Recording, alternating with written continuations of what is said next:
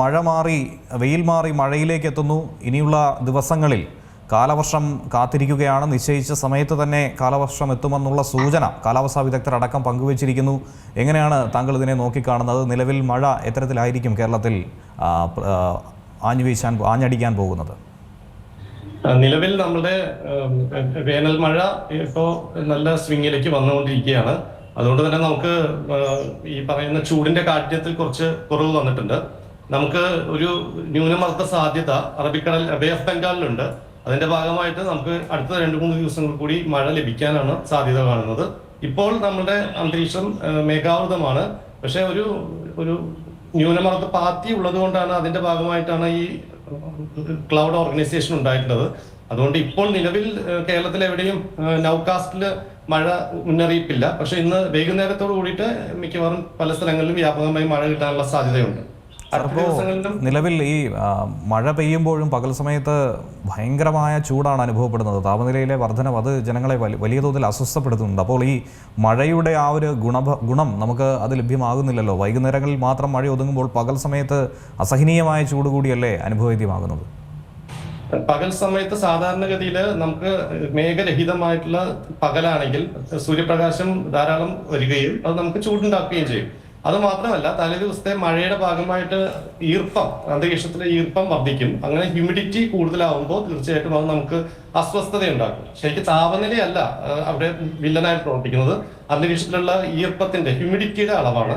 അത് കൂടുമ്പോൾ നമുക്ക് ഡിസ്കംഫർട്ട് ഭയങ്കരമായിട്ട് കൂടും. അതാണ് ഈ ഉഷ്ണം എന്ന് നമ്മൾ പറയുന്നത്. ആക്ച്വൽ ഡ്രൈ ബൾബ് ടെമ്പറേച്ചറിനേക്കാളും ഈ പറയുന്ന ഹ്യൂമിഡിറ്റി കൂടി വരുന്നത് കൊണ്ടുള്ള അസ്വസ്ഥത നമുക്ക് അനുഭവിക്കുന്നതാണ് ഈ കാണുന്നത്. എങ്കിൽ പോലും നമ്മളുടെ UV ഇൻഡെക്സിൽ അവിടെ ധാരാളം കുറവ് വന്നിട്ടുണ്ട്. പ്രത്യേകിച്ച് ഇന്ന് കേരളത്തില് ഒരു വ്യാപകമായിട്ട് മേഘാവൃതമാണ്. അത് കാരണം നമുക്ക് ഇന്ന് ഇവിടെ ആദ്യമായിട്ട് കുറെ ആളുകൾക്ക് ശേഷം UV ഇൻഡെക്സ് കുറഞ്ഞിട്ടുണ്ട്. നമുക്ക് വൈകുന്നേരത്തോടുകൂടി മഴ ലഭിക്കുമെന്നാണ് പ്രതീക്ഷിക്കുന്നത്. സാർ, ഇപ്പോൾ കാലവർഷത്തെക്കുറിച്ച് നമ്മൾ ചർച്ച ചെയ്യുമ്പോൾ ജൂൺ 1-ാം തീയതി എത്തുമെന്ന് പറയുന്നതിന് തന്നെ ഒരു ആധാരമായി ഇപ്പോൾ കാലാവസ്ഥാ വിദഗ്ധരടക്കം ചൂണ്ടിക്കാണിക്കുന്ന ഒരു വിഷയമുണ്ട്. ഓസ്ട്രേലിയയിലെ മഴക്കാലം അത് അവസാനിച്ചിരിക്കുന്നു. ഓസ്ട്രേലിയൻ മഴക്കാലം അവസാനിക്കുന്ന ഒരു സാഹചര്യം വരുമ്പോൾ ഇന്ത്യൻ ഉപഭൂഖണ്ഡത്തിലേക്ക് മഴ ലഭിക്കും എന്ന് പറയുന്നു. എങ്ങനെയാണ് അത് ബന്ധപ്പെട്ട് കിടക്കുന്നത്? ഇന്ത്യൻ ഉപഭൂഖണ്ഡത്തിലേക്ക് മഴ സാധാരണഗതിയിൽ എത്തിച്ചേരുന്നത് ജൂൺ 1-ാം തീയതിയോട് കൂടിയിട്ടാണ്. പക്ഷെ ഈ വർഷം നമുക്ക് സാധാരണത്തെക്കാൾ കുറച്ച് ഒരാഴ്ചയെങ്കിലും നേരത്തെ മഴ ലഭിക്കുമായിരിക്കും, കാലവർഷം എത്തിച്ചേരുമായിരിക്കും എന്നാണ് പ്രതീക്ഷിക്കുന്നത്. വ്യാപകമായിട്ട് ഈ ഇന്ത്യൻ ഓഷൻ ചൂട് പിടിച്ചിട്ടുണ്ട്. അതുപോലെ തന്നെ ഉത്തരേന്ത്യയിലൊക്കെ ഇപ്പോൾ ചൂടിന്റെ കാഠിന്യം കൂടി വരാൻ പോകുന്നു. അത്തരം ഒരു സാഹചര്യം മൺസൂണിന്റെ ഏർലി ഓൺസെറ്റിലേക്ക് വഴി തുറക്കും. സാധാരണഗതിയിൽ നമുക്ക് ഈ ഒരു സീസണിൽ ഇതുവരെ ന്യൂനമർദ്ദങ്ങളുടെ അല്ലെങ്കിൽ സൈക്ലോണുകളൊന്നും ഫോം ചെയ്തിട്ടില്ല.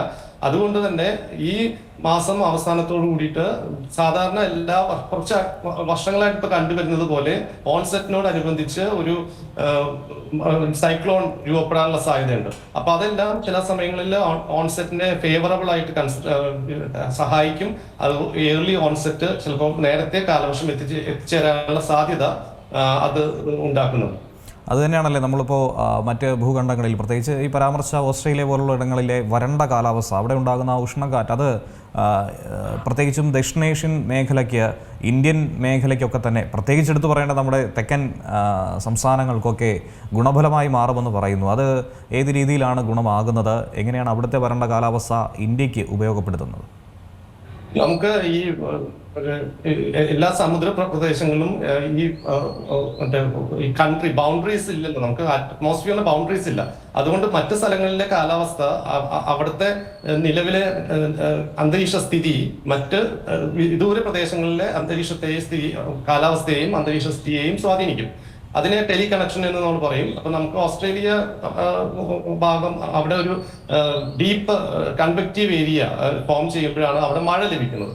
അതേസമയം അവിടുത്തെ മഴ കുറയുമ്പോൾ അവിടെ ഒരു സപ്രഷൻ ഏരിയ രൂപപ്പെടുകയും അതിന് പകരമായിട്ട് ഇന്ത്യൻ ഉപഭൂഖണ്ഡത്തിന്റെ അവിടെ കൺവെക്ഷൻ എന്ന് പറയുന്ന വായുവിന് മുകളിലോട്ട് പ്രവഹിക്കാനുള്ള ഒരു പ്രേരണ കൂടുകയും ചെയ്യും. അതാണ് സാധാരണഗതിയിൽ നമുക്ക് മൺസൂൺ എൻഹാൻസ് ചെയ്യുന്നതിന് കാരണമായിട്ട് വരും എന്ന് പ്രതീക്ഷിക്കുന്നത്. അത്തരം ഒരു സാഹചര്യം നമുക്ക്, അതുപോലെ തന്നെ എൽനിനോ എന്ന് പറഞ്ഞ പ്രതിഭാസം നമ്മുടെ പസഫിക് ഓഷനിൽ, മധ്യ Pacific ocean, eastern equatorial Pacific ഓഷനൊക്കെ ചൂട് പിടിക്കുമ്പോൾ അത് നമ്മുടെ ഇന്ത്യയെ പ്രതികൂലമായി ബാധിക്കും. അപ്പൊ ഓരോ രീതിയിൽ ലാനിന, എൽനിനോ അല്ലെങ്കിൽ ന്യൂട്രൽ കണ്ടീഷൻ എല്ലാം ഇന്ത്യൻ കാലാവസ്ഥ അല്ലെങ്കിൽ കാലവർഷത്തെ സ്വാധീനിക്കാൻ ശേഷിയുള്ള പ്രതിഭാസങ്ങളാണ്.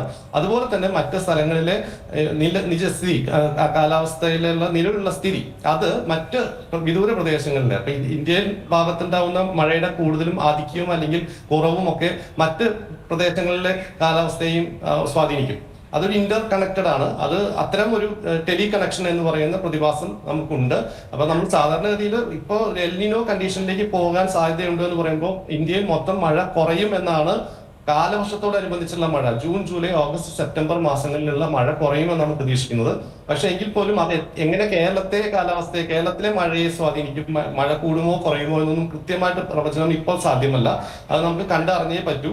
എങ്കിൽ പോലും നമ്മുടെ വേനൽ മഴയിൽ വരുന്ന ഒരു ആഴ്ചയിൽ കുറച്ച് പല സ്ഥലങ്ങളിൽ ഐസൊലേറ്റഡ് ഹെവി റെയിൻ പ്രൊഡിക്ട് ചെയ്തിട്ടുണ്ട്. അപ്പം ചിലപ്പോൾ നമുക്ക് മഴ ലഭിക്കും ഈ ദിവസങ്ങളിൽ. അതുപോലെ തന്നെ കാലവർഷം ഒരുപക്ഷെ നേരത്തെ എത്തിയേക്കാം എന്നുള്ളതാണ് കണക്കുകൂട്ടൽ. അപ്പോൾ കാലാവസ്ഥാ വിദഗ്ധർ പറയുന്നതനുസരിച്ചിട്ട് കഴിഞ്ഞ തവണ നമുക്ക് ലഭിച്ചതിൻ്റെ ഒരു 50% കുറവായിരിക്കും ഒരു പക്ഷേ ഇത്തവണ മഴയിൽ ഉണ്ടാകുന്നത് എന്നുള്ള സൂചന നൽകിയിട്ടുണ്ട്. അത് ഈ എൽനിനോ പ്രതിഭാസത്തിൻ്റെ സ്വാധീന ഫലമായിട്ടാണ്. അതോടൊപ്പം തന്നെ പ്രേക്ഷകരെ സംബന്ധിച്ച് എപ്പോഴും കേൾക്കുന്നതാണ്, മഴക്കാലത്ത് സ്ഥിരമായി കേൾക്കുന്ന ഒരു വാക്ക് തന്നെയാണ് എൽനിനോയും ലാനിനോയും. അപ്പോൾ അതിനെക്കുറിച്ച് കൂടിയുള്ള ഒരു വിശദീകരണം കൂടി നൽകാമോ? എൽനിനോ എന്ന് ഞാൻ നേരത്തെ സൂചിപ്പിച്ചതുപോലെ മറ്റേ ശാന്തസമുദ്രത്തിൽ പസഫിക് ഓഷന്റെ ഇക്വറ്റോറിയൽ ഭൂമധ്യരേഖാ പ്രദേശത്ത് ചൂട് കൂടുന്ന ഒരു പ്രതിഭാസത്തെയാണ് നമ്മൾ എൽനിനോ എന്ന് പറയുന്നത്. അത് ഇന്ത്യയിലെ കാലവർഷത്തെ പ്രതികൂലമായി ബാധിക്കുന്നതായിട്ടാണ് നമ്മൾ കണ്ടിട്ടുള്ളത്. ചില അപൂർവ വർഷങ്ങളിൽ എൽനിനോയ്ക്ക് വലിയ സ്വാധീനം ഇല്ലാതെ നമുക്ക് സാധാരണ ലഭിക്കുന്ന മഴ ലഭിക്കുകയും ചെയ്തിട്ടുണ്ട്. പക്ഷെ മിക്കവാറും വർഷങ്ങളിൽ നമ്മളൊരു 100 വർഷത്തെ കണക്കെടുത്ത് നോക്കുകയാണെങ്കിൽ എൽനിനോ എപ്പോഴൊക്കെ രൂപപ്പെട്ടിട്ടുണ്ടോ അപ്പോഴൊക്കെ ഇന്ത്യൻ കാലവർഷത്തിന്റെ മഴ ലഭ്യതയെ അത് പ്രതികൂലമായിട്ടാണ് സ്വാധീനിച്ചിട്ടുള്ളത്. അതേസമയം ലാനിന കണ്ടീഷൻ എന്ന് പറയുന്നത് ഈ ഇക്വറ്റോറിയൽ പസഫിക് ഓഷൻ തണുക്കുന്നതാണ്. അത്തരം ഒരു തണുപ്പ് രൂപപ്പെടുമ്പോൾ അത് ഇന്ത്യൻ മൺസൂണിനെ ഫേവറബിൾ ആയിട്ട്, അനുകൂലമായിട്ട് അത് കൂടുതൽ മഴ ലഭ്യതയെ ഫേവർ ചെയ്യും. അപ്പൊ അതാണ് ഇത് എൽനിനയും ലാനിനയും തമ്മിലുള്ള ഒരു ഇന്ത്യൻ സമ്മർ മൺസൂണുമായിട്ടുള്ള ഡയറക്റ്റ് കണക്ഷൻ. പക്ഷെ ഇപ്രാവശ്യം 50% കുറവൊന്നും ഇല്ല. കാലാവസ്ഥ വിദഗ്ധർ അത്തരം ഒരു പ്രഡിക്ഷൻ നടത്തിയതായിട്ട് എന്റെ അറിവിൽപ്പെട്ടിട്ടില്ല. നമ്മൾ ആധികാരികമായി നമ്മൾ ആശ്രയിക്കുന്നത് കേന്ദ്ര കാലാവസ്ഥ വകുപ്പിന്റെ പ്രവചനങ്ങളാണ്.